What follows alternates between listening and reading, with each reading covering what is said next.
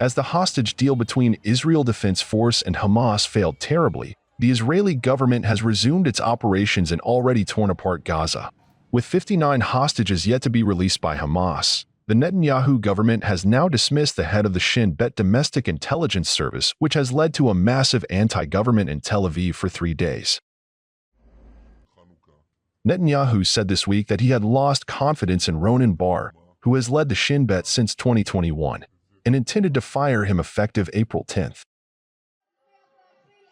The protesters at Tel Aviv's Habima Square waved blue and white Israeli flags and called for a deal that would see the release of the remaining Israeli hostages being held in Gaza. While one of the protesters asserted that the government failed in everything, former Israeli Prime Minister Yair Lapid accused Prime Minister Netanyahu of pushing for civil war.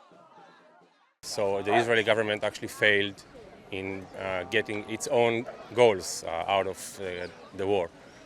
Either Hamas being taken out or the Israelis, the hostages bring back home. So this government failed in everything. And now they are going against every institute in Israel and against the people's desire. This government is doing everything it can do to start a civil war here. Netanyahu is openly pushing for it. We will not let this happen. We will fight for the country, but we will not let them destroy the country.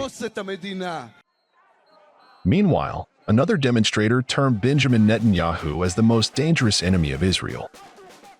The most dangerous enemy of Israel, it's not the Hamas, because we have very strong army where we can win the Hamas. The most dangerous enemy of Israel is Benjamin Netanyahu, because Benjamin Netanyahu for 20 years doesn't care about the country, doesn't care about the citizen.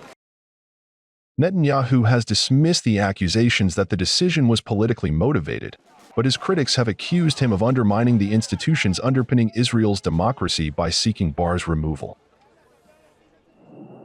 Since the start of the war, there have also been regular protests by families and supporters of hostages seized by Hamas during the October 7th attack that have sometimes echoed the criticisms of the government.